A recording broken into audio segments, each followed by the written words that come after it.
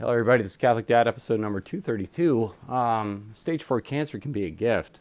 Um, okay, so I'm a physician, I'm a radiologist. I've been in medicine now for 13 plus years, at least as a private practice physician in 13 plus years.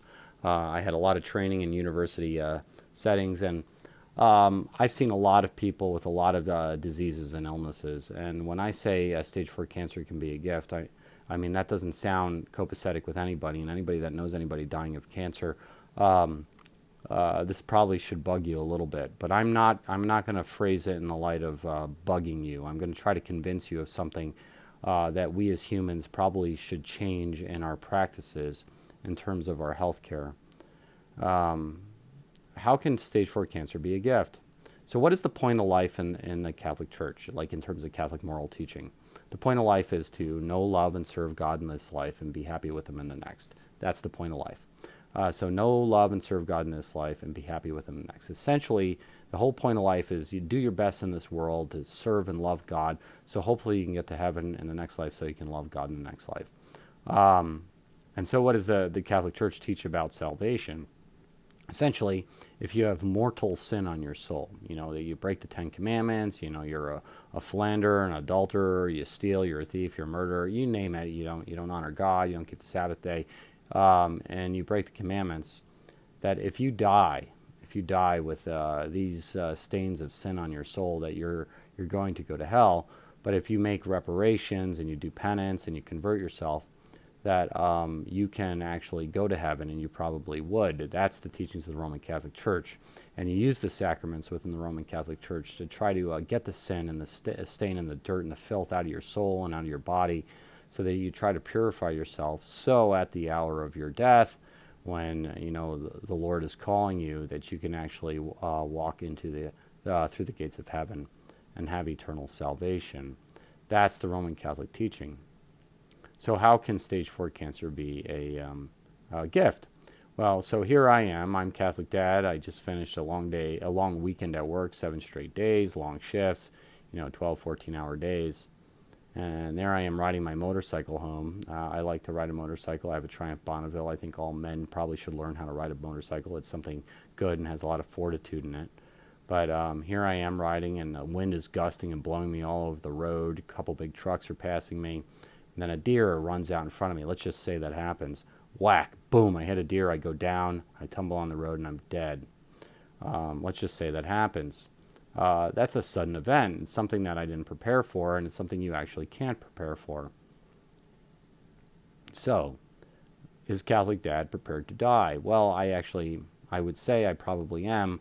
I don't have any mortal sin on my soul. I go to confession regularly, and if I did have mortal sin on my soul, I would run to confession immediately. At this point in time, I don't see any mortal sin on my soul. But here's the deal.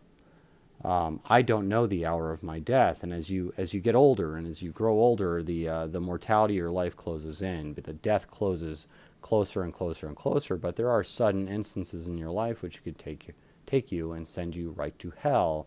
Like, let's just say I stole something at work, or I yelled at somebody at work, or I did something.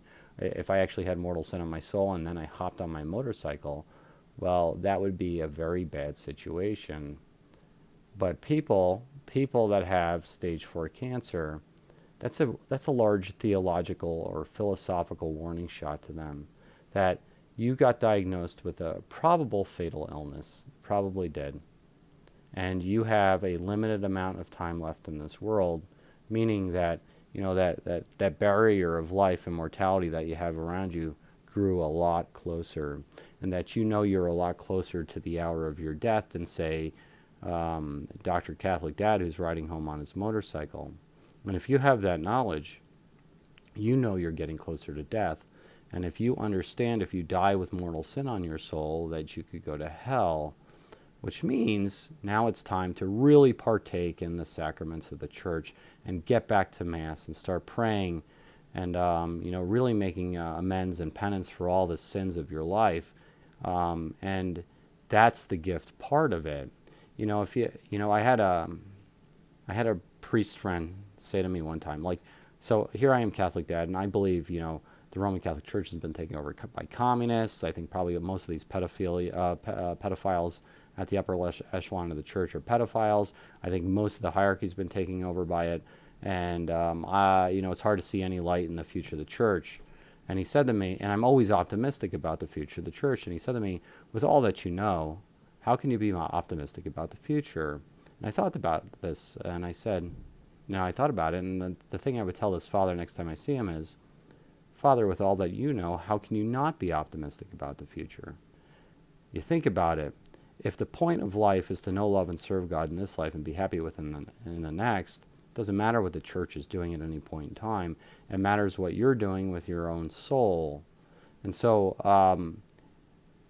that's the optimism that, God, well, not God, but life gives you this stage 4 cancer. So they give you a large warning shot across your bow that you need to get right with the Lord and you need to get right with your church.